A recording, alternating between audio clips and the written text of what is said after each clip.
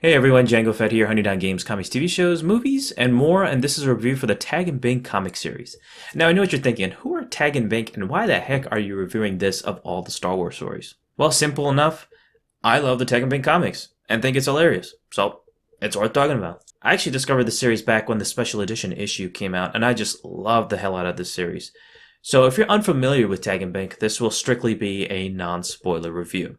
This was a series written by Kevin Rubio and drawn by Lucas Marangone, and this is non-canon within Legends or Disney canon, strictly non-canon. This is part of Infinities. And this stars two famous characters in Tag Grinley, meant to look like Kevin Rubio's brother, Craig, and Bink Otano, Kevin Rubio's other brother, Brian. The duo feature themselves in the Star Wars films in these wacky and hilarious situations, and no, they weren't actually in the films per se, just characters created by Kevin Rubio and featured in key moments in the films, and you'll see how important Tag and Bink really are.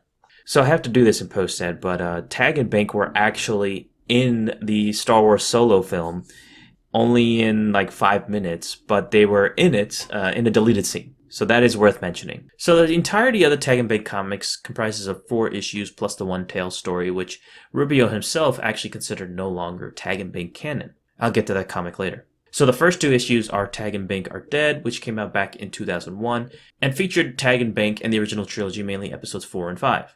And from issue number 1, you immediately see how self-aware this comic is, and how it's all about breaking the fourth wall, with even Kevin Rubio being involved himself too. And how it connects with episode 4 in these funny ways to make the films make more sense where Tag and Bink are involved, and you'll see how these little funny things in the background, like a big boy in the Death Star, or how they can't even locate a toilet because there's no signage. Now, before we talk about the continuation with the sequel, with the return of Tag and Bink, I have to talk about the Tales story.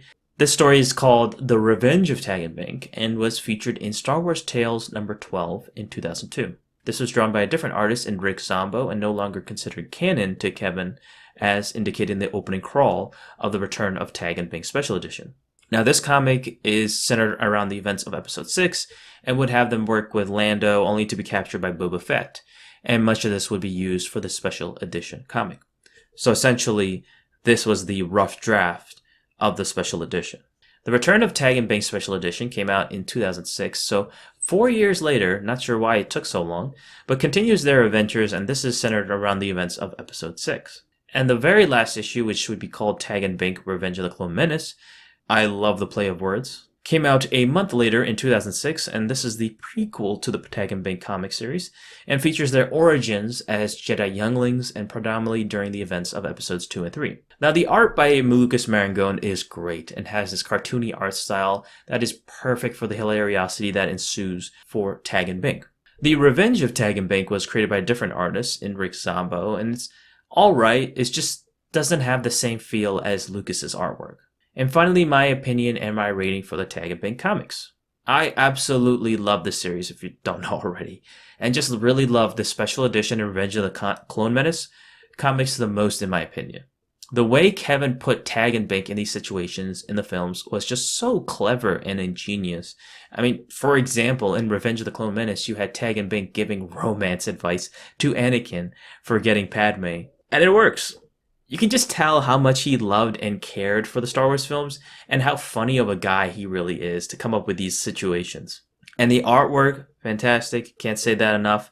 I just recommend really looking at every scene, as it will just amplify the literal laugh out loud and laugh my ass off moments with these comics. So I'm giving the Tag and Bink comics a...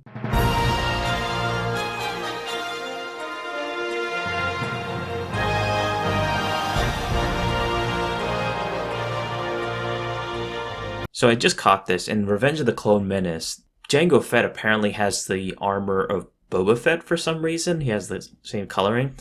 But they did make that change in the Wild Space Omnibus, I noticed. And I think it's probably for the paperback too. But they did make that change into the blue armor, the proper blue Django Fett armor. But for some reason in the single issue, they did it the Boba Fett coloring.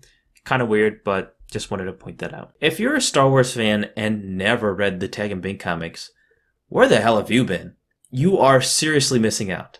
Forget Luke, Han, Anakin, Obi-Wan, forget them all. Tag and Bink are the true heroes of Star Wars and deserve your attention.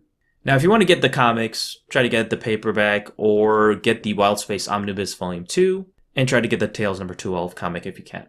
However, the single issues will be a bit pricey, going for $50 right now. Unfortunately, also, the Tag and Bink comics are separated to 2 to 3 Marvel Epic collections, so that's not really feasible, and that will be pricey. So that was just a quick review of the Tag and Bink comics. We'll see what the next Star Wars review will be. Something random, I'm sure. Please be sure to like this video, comment down below, tell me what you think of the Tag and Bink comics if you read them in the comment section below, and subscribe to my channel Django Fett if you haven't already, and I'll see you guys on the next video. Peace.